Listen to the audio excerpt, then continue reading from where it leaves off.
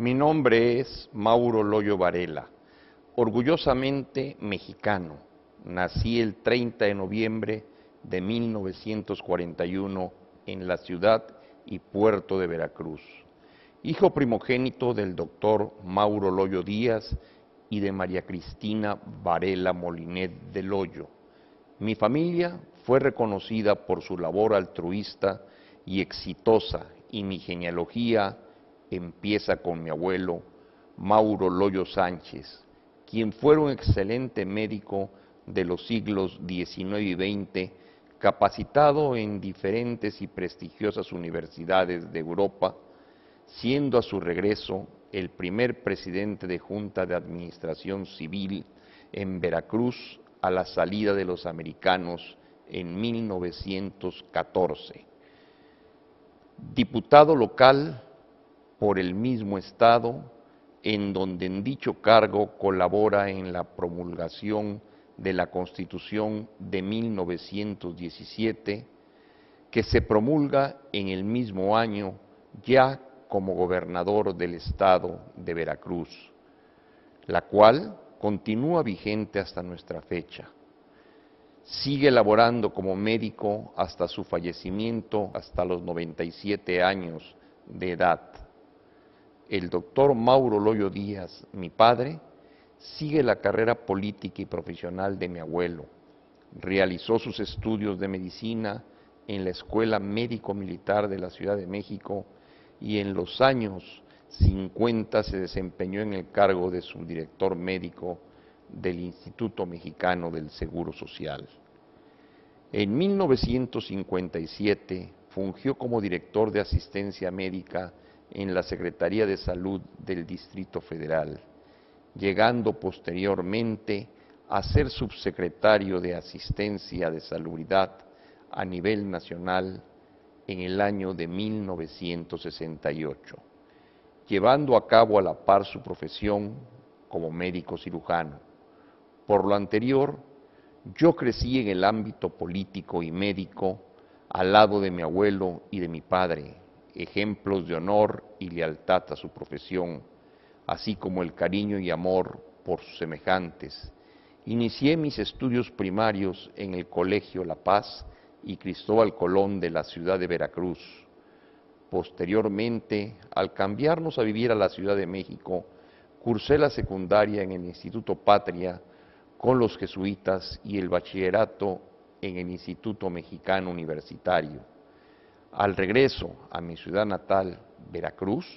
realicé la carrera de medicina en la Facultad Miguel Alemán de la Universidad Veracruzana, donde obtuve el diploma del primer lugar de mi generación y el título de médico cirujano al aprobar el examen profesional el 2 y 3 de febrero de 1968. Mi decisión de ser neurocirujano nace en la época de la secundaria y preparatoria, cuando por azares del destino conozco al neurocirujano doctor Hernando Guzmán West, y con él se me graba y es mi deseo de llegar a ser neurocirujano, reafirmándose mi convicción posteriormente durante mi época de estudiante al convertirme en asistente de mi maestro de neurología, el doctor Rafael Camacho Morales. Y así, después de mi titulación como médico, presenté el examen de admisión para el internado y la residencia, ocupando uno de los 3 primeros lugares en mi ingreso al Centro Médico Nacional en el Distrito Federal, en donde al término de mi primer año de residencia de cirugía general, logré aplicar para los 4 años de neurocirugía en los hospitales de este Centro Médico Nacional, avalados por el Departamento de Estudios de Posgrado de nuestra máxima casa de estudios, la Universidad Nacional Autónoma de México, bajo la tutoría del doctor José Humberto Mateos Gómez y Daniel González y González, llevando al cabo el programa universitario más completo con todas las materias y la rotación en el Hospital General, en el de Pediatría, Traumatología y oncología, así como un año de prácticas de cirugía experimental. Durante mis tardes libres llegué a terminar el curso completo. Luego fui jefe de residentes en el último año para después ser becado durante algunos años más en Europa, primero en Londres, bajo la tutoría del profesor Valentin Locke y Lindsay Simons, en los hospitales de Queen Square y Maida Vale. Después en Zúrich, con el profesor Gassi Yashargil, siguiendo a Suecia y a Gotemburgo en las universidades de Karolinska y Sahlgrenska, con los profesores Lexell y Ladislao Steine en la primera, y en la segunda con el profesor Gostan Norlén y el profesor Lindgren. Regresando a América, al Instituto Neurológico de Montreal, bajo la tutoría del doctor Teodoro Rasmussen y el doctor André Olivier, para finalmente terminar esos años en Nueva York, en el Hospital Monte Sinaí, bajo la dirección del doctor Leonard Mallis, con quien me unió una amistad hasta el final de su vida. Y después de esos años de regreso a México, comencé a trabajar como neurocirujano adscrito al Servicio de Neurocirugía del Hospital General del Instituto Mexicano del Seguro Social en la Ciudad de México, mi alma mater, bajo la jefatura del doctor José Humberto Mateos Gómez. Para mí, la neurocirugía es quizás la especialidad que conlleva a un mayor número de años de estudio y conjunta una preparación de las más completas, además de complementarse con las múltiples agrupaciones nacionales, regionales, continentales y mundiales, donde se reúnen con gran frecuencia los neurocirujanos a discutir temas del avance de esta especialidad, tanto clínicos como quirúrgicos, además de educación y administración. Todo esto se explica por sí solo, por lo cual algunos de los neurocirujanos con un poco más de preparación en cursos de administración y salud pública pueden tener los conocimientos necesarios para desarrollar dentro de los complejos caminos de la administración y así impactar en general en la salud pública y en particular en muchos temas neurológicos y neuroquirúrgicos. Los neurocirujanos observan y escuchan, al igual que el resto de los especialistas, pero nosotros sabemos un poco más de cómo trabaja esta maravillosa parte de la maquinaria humana que es el cerebro, y esto nos da una ventaja que debemos aprovechar para subsanar los daños en la salud y mejorar las condiciones de vida, ya que hemos tenido la oportunidad de vivir en los hospitales desde el inicio de nuestra carrera hasta nuestro retiro,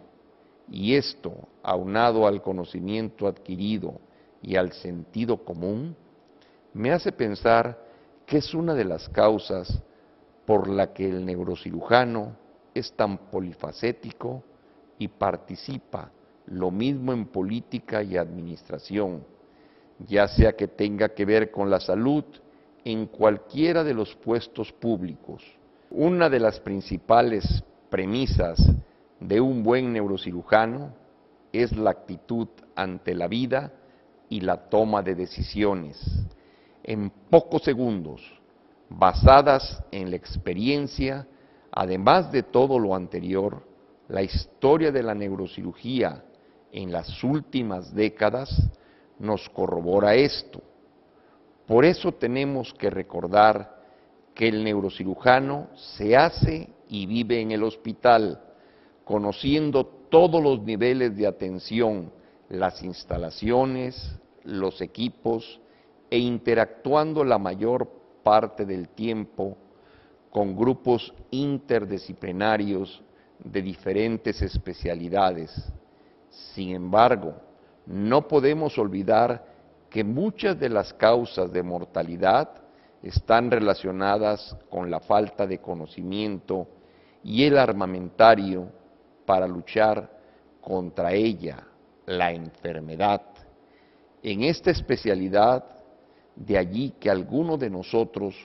ocupáramos tiempo de nuestra vida en el desarrollo de nuevas técnicas e instrumental. Es por eso que pienso que el neurocirujano es un gran especialista y ocupa los primeros lugares en la lucha contra las enfermedades. Mis principales logros en la neurocirugía fueron el haber llegado a ser especialista en un programa que era considerado el más importante en mi país y posteriormente haber conseguido una beca de mi hospital para poder hacer diferentes fellows con los mejores neurocirujanos del mundo en el momento en que la obtuve. Después de haber sustituido en 1979 a mi jefe, el doctor José Humberto Mateos Gómez, en el servicio donde me formé, y llegando a ser el jefe de a esas fechas el más joven de mi hospital, haber sido maestro de pregrado y posgrado por 2 décadas, donde tuve la dicha de haber formado más de 80 neurocirujanos entre mexicanos y hermanos latinoamericanos y que hoy aún ocupan los mejores puestos y jefaturas de servicio en el Distrito Federal o los estados de mi país y en muchas de las grandes ciudades de Latinoamérica y el Caribe. Fui profesor honorario de la Universidad Autónoma de Guadalajara, participando como profesor en más de 50 cursos nacionales e internacionales, con asistencia a 80 congresos nacionales y 107 internacionales, siendo invitado a presentar más de 352 ponencias en congresos y reuniones en mi país, así como 186 en congresos y reuniones por invitación en el extranjero.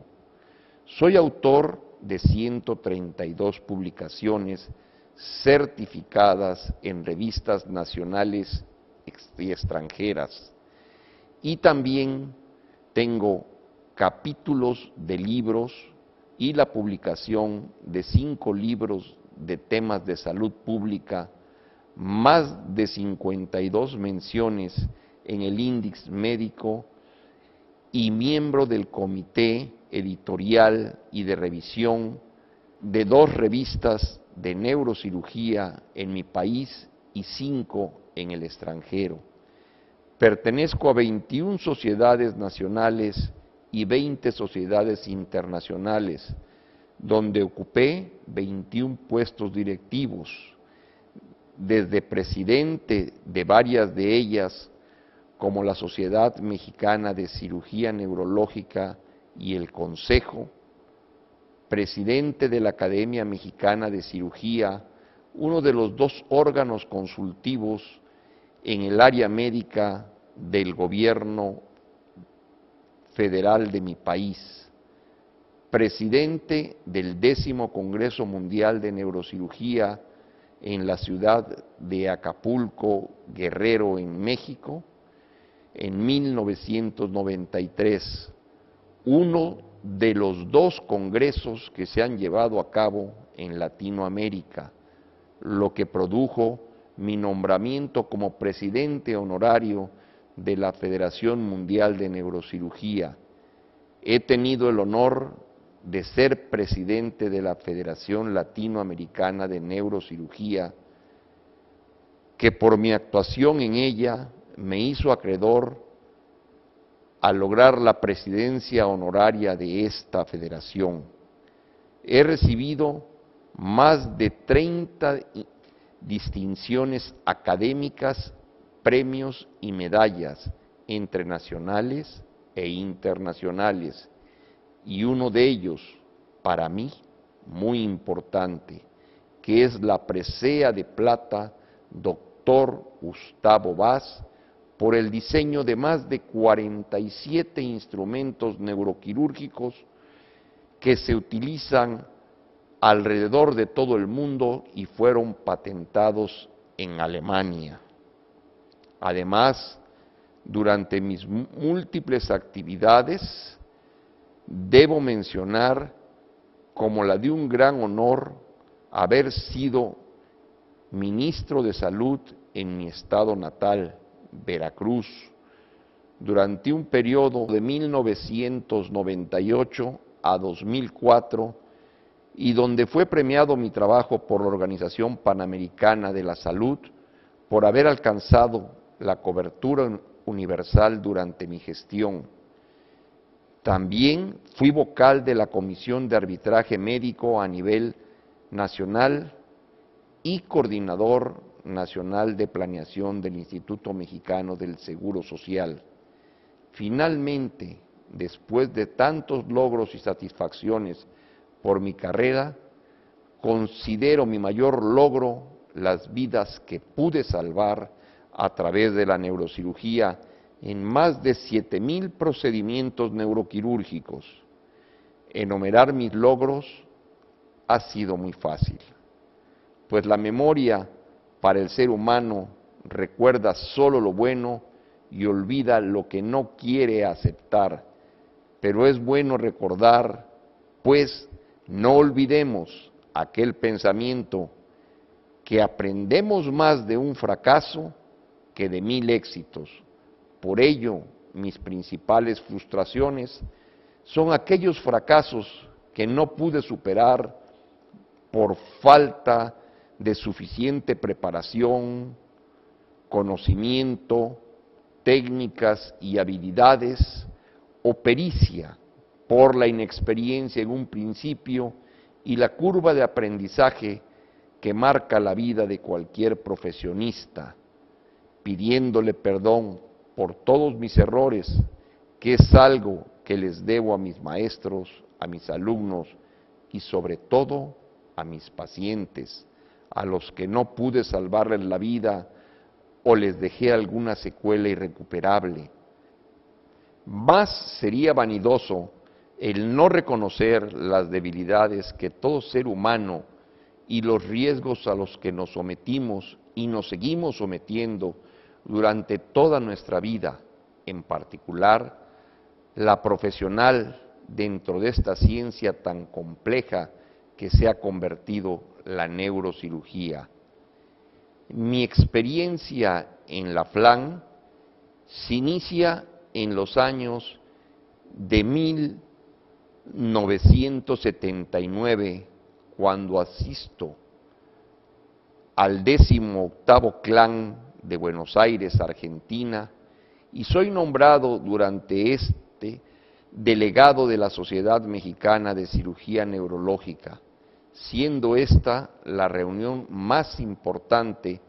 debido a que los delegados se reunían con el comité permanente del CLAN y en una gran discusión acalorada se desconoció al comité permanente del CLAN, los cuales abandonaron el salón renunciando a este comité y se decidió constituir la Federación Latinoamericana de Neurocirugía, quedándose en discutir las bases que allí se mencionaron para el siguiente CLAN en la ciudad de Guayaquil, Ecuador, en 1981, donde soy nombrado por mayoría como primer secretario de esta nueva federación, a la cual tuve que renunciar 4 meses después, cuando la Sociedad Mexicana de Cirugía Neurológica, presidida entonces por su presidente, el doctor Francisco Escobedo, deciden no aceptar que México ingrese a la FLAN y por ese motivo me vi obligado a renunciar a la secretaría,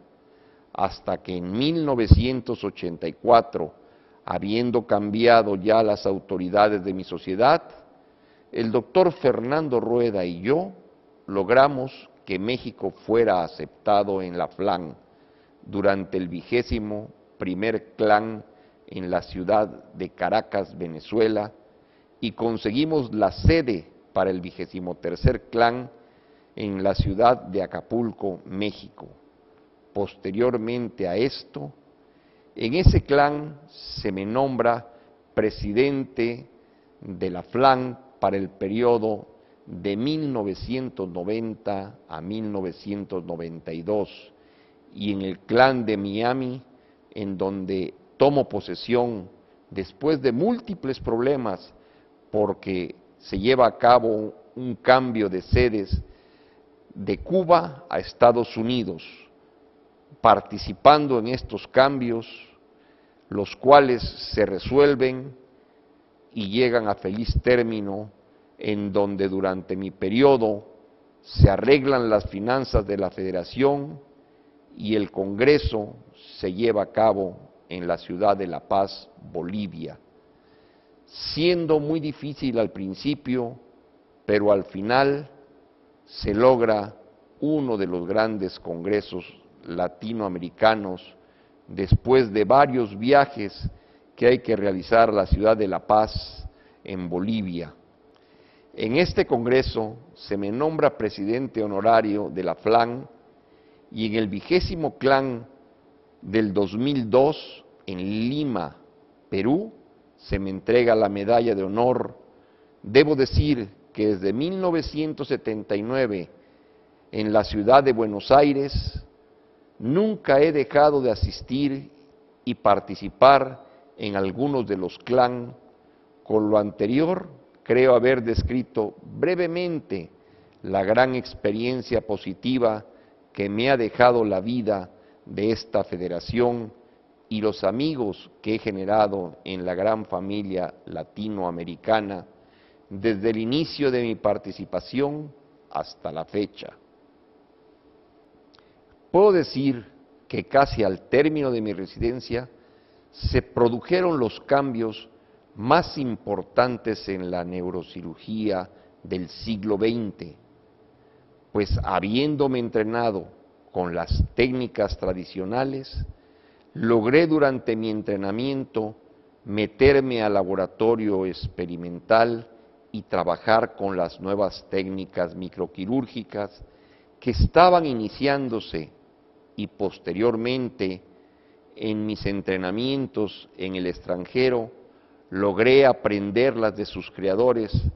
para regresar a mi país y aplicarlas e introducirlas en el servicio que me había formado. Posteriormente a esto vino una revolución tecnológica iniciada con los medios diagnósticos como la tomografía axial computarizada y la resonancia magnética, así como el crecimiento y modernización de los equipos e instrumental neuroquirúrgico, en el cual tuve la oportunidad de participar, así como la de describir nuevas técnicas y abordajes quirúrgicos. En esa época de juventud, la adaptación era muy fácil. Ahora, a mis 70 años y casi 40 de neurocirujanos, puedo decir que sigo adaptándome a los cambios que el tiempo y la tecnología han producido en nuestra especialidad, sin cerrarme al cambio y ayudando a los jóvenes a impulsarlos en toda la novedosa tecnología que estamos viendo y que continúa a gran velocidad en un futuro muy cercano. La adaptación al cambio de los tiempos es la plasticidad propia del ser humano que se va perdiendo con los años. En la neurocirugía del futuro, yo pienso, como los bioéticos, que subrayan la necesidad de fijar en el presente siglo las soluciones de la medicina, cuya función será educar a los profesionales y a la población sobre los fines de la ciencia médica y la gestión del cuerpo y la vida, la explosión tecnológica y la revolución genética nos pueden llevar a un uso irracional de los recursos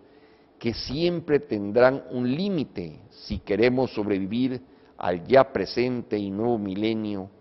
Debemos aprender cómo conservar y priorizar el uso creciente de nuestros recursos. En las próximas décadas se van a establecer alternativas a los modelos de gestión clínica que sustituirán el paradigma actual, desarrollo de un nuevo modelo de organización que en lugar de estructurarse en los servicios clásicos, contemple el proceso en su totalidad y gire en torno al paciente, en particular, dentro de nuestra especialidad, las imágenes, tanto diagnósticas como de apoyo quirúrgico, revolucionarán en resonancias de ultra alta resolución, cámaras miniaturas, capacidad de imágenes en tercera dimensión y pantallas de muy alta resolución, aumentando la asistencia quirúrgica en la robótica, la nanotecnología, con sus nanoinstrumentos, el láser de micrón e instrumentos que funcionen a escalas de niveles de microtón. Las imágenes moleculares BMBF,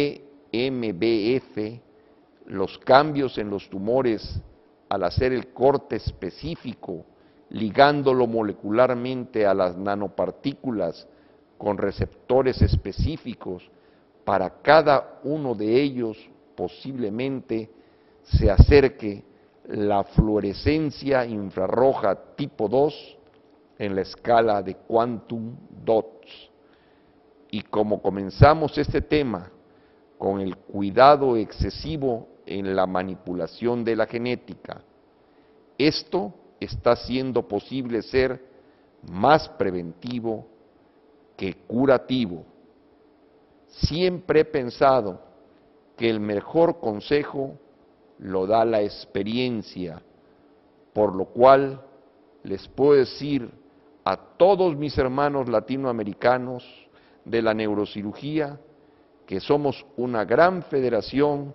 y que necesitamos tener una gran unión como la que caracterizó a los fundadores del Comité Permanente para lograr en esos tiempos que se comenzara a hablar de la neurocirugía latinoamericana